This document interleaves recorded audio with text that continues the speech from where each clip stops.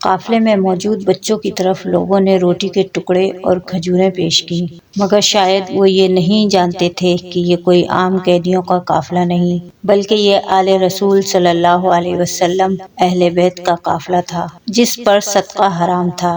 پھر قافلے سے ایک باپردہ خاتون نے لوگوں سے فرمایا، آل رسول صلی اللہ علیہ وسلم پر صدقہ حرام ہے۔ بس اتنا سننا تھا کہ لوگوں نے رونا شروع کر دیا، عورتوں نے دھاڑے مار کر آہ و پکار کرنا شروع کر دیا۔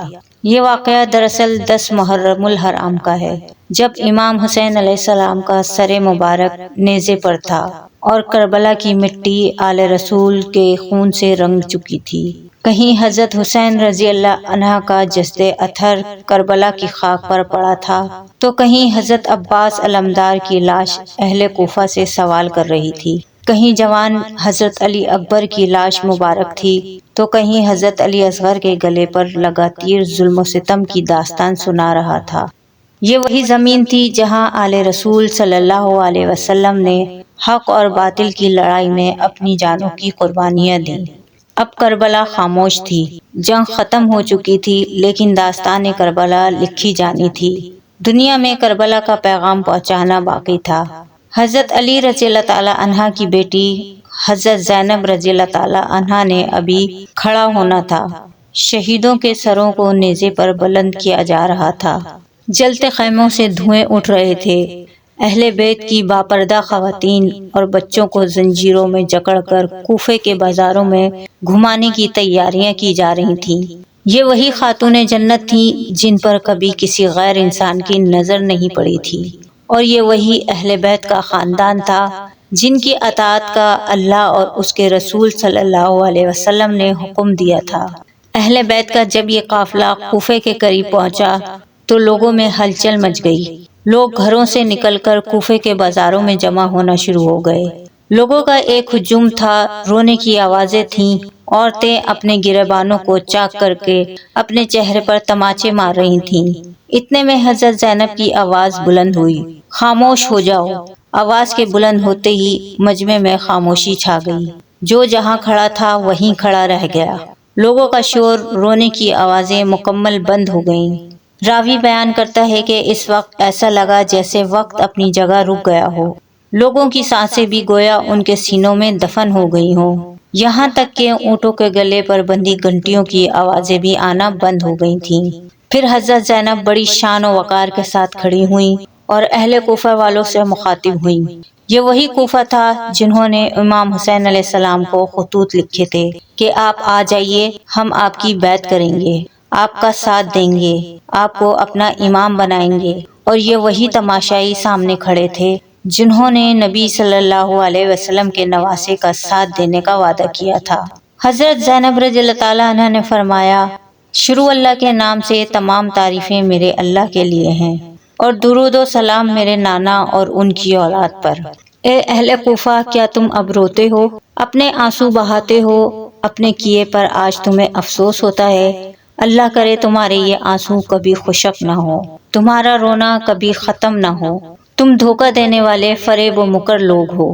تم ہی لوگوں نے میرے بھائی حسین کو خطوط لکھ کر بلایا کہ ہم آپ پر اپنی جانیں قربان کریں گے، ہم آپ کا ساتھ دیں گے، اور جب نبی کے نواسے کا ساتھ دینے کا وقت آیا تو ان کو تنہا چھوڑ دیا۔ بڑے عجیب ہو تم، تمہاری مثال اس عورت کی سی ہے جو بڑی محنت سے داغا بنتی ہے اور رسی بناتی ہے، اور پھر بعد میں خود ہی اپنے ہاتھوں سے اس رسی کے ٹکڑے کر دیتی ہے۔ تم لوگوں نے بھی بالکل ایسا ہی کیا ہے، امام حسین علیہ السلام سے وعدے کیے، جھوٹے دعوے کیے، ساتھ دینے کی قسمیں کھائیں، لیکن بعد میں تم لوگوں نے اپنے وعدوں کا پاس نہ رکھا اور خود ہی اپنے دعووں اور وعدوں کو توڑ دیا۔ تم بظاہر بڑے نیک بنتے ہو، تمہاری زبانوں میں وفاداری نظر آتی تھی، لیکن تمہارے دلوں میں بے وفائی چھپی تھی، ساتھ دینے کے بجائے دشمنوں کے ساتھ مل گئے۔ تم ایسے لوگ ہو جن کے قول اور فعل میں تضاد ہے، ایک طرف تم اہل بیت سے محبت کا جھوٹا دعویٰ کرتے ہو، دوسری طرف تم حالات بدل جانے پر اپنے دلوں کو اہل بیت کی کینہ سے بھر کر ہمارے خلاف فوج تیار کرتے ہو۔ راوی کہتا ہے کہ میں نے خدا کی قسم کبھی کسی خاتون کو علی رضی اللہ تعالی عنہ کی بیٹی سے زیادہ پرزور تقریر کرتے نہیں دیکھا۔ ایسا لگ رہا تھا کہ زینب بنت علی نہیں بلکہ خود حضرت علی رضی اللہ تعالی عنہ خطاب کر رہے ہیں۔ لوگوں پر لرزہ طاری ہو گیا۔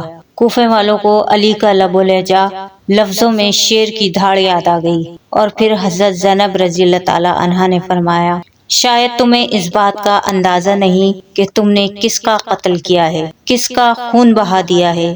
تم نے نبی کے نواسے کو شہید کیا ہے، تم نے آل نبی کو شہید کیا۔ تم کبھی خوشی کا اظہار نہ کر سکو گے۔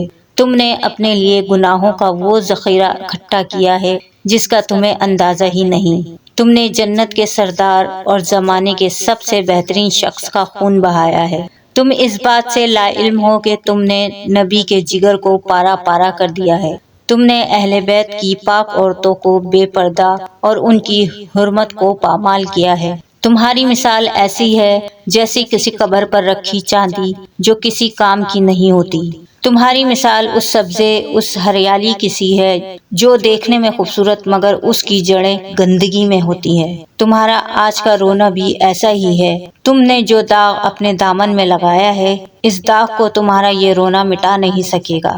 تم قیامت تک اس داغ کو دھو نہیں سکو گے۔ اگر آج آسمان سے خون برستا ہے تو تمہیں تعجب کیوں ہوتا ہے؟ آخرت کا عذاب اس سے زیادہ دردناک ہوگا، اور اس وقت تمہاری کوئی مدد نہ کی جائے گی، کوئی تمہاری مدد کو نہیں آئے گا۔ تمہیں جو دنیا میں یہ مہلت ملی ہے، اس پر فخر مت کرو، کیونکہ اللہ بدلہ لینے میں جلدی نہیں کرتا۔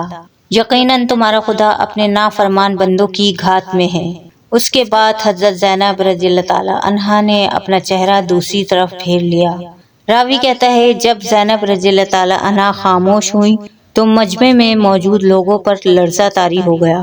لوگ رو رہے تھے، کچھ لوگوں نے تو اپنی انگلیاں اپنے منہ میں دبا لی تھیں۔